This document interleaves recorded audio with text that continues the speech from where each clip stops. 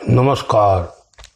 अटल सत्य चैनल में आप सभी का हार्दिक स्वागत है।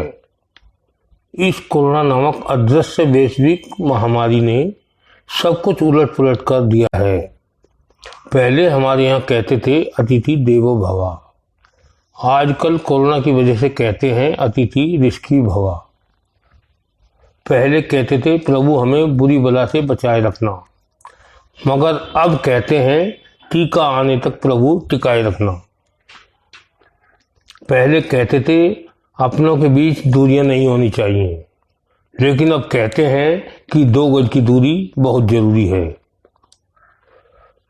पहले निमंत्रण कार्ड के अंत में लिखा होता था सपरिवार अवश्य आए, मगर आजकल निमंत्रण कार्ड के अंत में लिखा होता है स्टे होम, स्टे सेफ।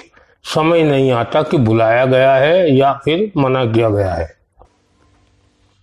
पहले जब कोई मेहमान आता था तो उसका द्वार पर स्वागत करते थे, आजकल उसे सैनिटाइज करते हैं। पहले किसी से मिलने जाते थे तो वो खुश हो जाता था, मगर आजकल मच्छर जैसी हो गई है जिंदगी, जहां जाओ लोग स्प्रे करते हैं। पहले किसी को फोन करते थे तो अंत में आग्रह करते थे कि हमारे घर जरूर आना, मगर अब कहते हैं अभी मत आना। पहले बीमारी की दवा होती थी, मगर कोरोना का तो अपना ही प्रोटोकॉल है।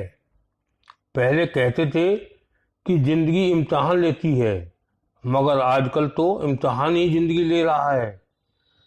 पहले बुजुर्गों को कहते थे कि बाहर भी घूम कर आया करो, मगर आजकल कहते हैं बाहर मत चले जाना।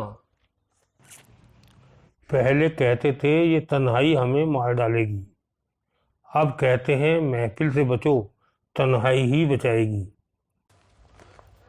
कहते हैं बुजुर्ग घर की रौनक भी होते हैं और बरकत भी, मगर यह बात कोरोना को कैसे समझाएं।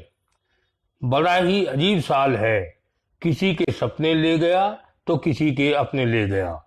अब तो यह मांग भी उतने लगी है कि जिस तरह चेचक को हमारे देश में माता का दर्जा दिया गया है, उसी तरह कोरोना को भी जेठ का दर्जा दिया जाना चाहिए। इसने सबके मुंह ढकवा दिए। कोरोना से पहले कभी जरूरतें पूरी नहीं होती थीं। अब पता चला है कि इंसान की वास्तविक जरूरतें तो केवल उतनी ही होती हैं, बाकी सब तो फिजूल खर्ची थी। पहले कहते थे कि सुबह शाम घूमना चाहिए, और आजकल कहते हैं कि कोरोना हर जगह बारात लेकर पहुंच चुका है। बुआ बनकर आगे आगे ना नाचें, फूफा की तरह मुंह फुलाकर एक तरफ बैठ जाएं। पहले बीमारी से मरीज घबराता था, मगर इस बीमारी से तो डॉक्टर ज्यादा घबरा रहे हैं। हर बीमारी में दवा काम करती है, मगर इस बीमारी में केवल दुआ ही काम करती है। दवाई कंपनियां भी कोरोना की दवाई नहीं बना पा रही हैं, केवल इम्यूनिटी बढ़ाने के नाम पर धन बना रही हैं।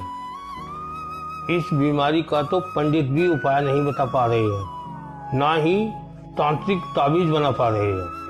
कहते हैं चीन की बनाई चीजों की कोई गारंटी नहीं होती, तो फिर चीन में जन्मे कोरोना की कैसे गारंटी हो सकती है। ज्ञानी लोग कह रहे हैं यह तो समुद्र मंथन सा लग रहा है, ये साल इतना विष निकल रहा है तो अमृत भी जरूर निकलेगा। उम्मीद ही जीवन की ज्योति है, इसे बुझने ना दें, जीवन कभी भी बदल सकता है। इस बीमारी का भी अंत जरूर होगा, सदा तो कुछ भी नहीं रहता। आप सभी सुरक्षित रहें, स्वस्थ रहें, इसी मंगल कामना के साथ धन्यवाद।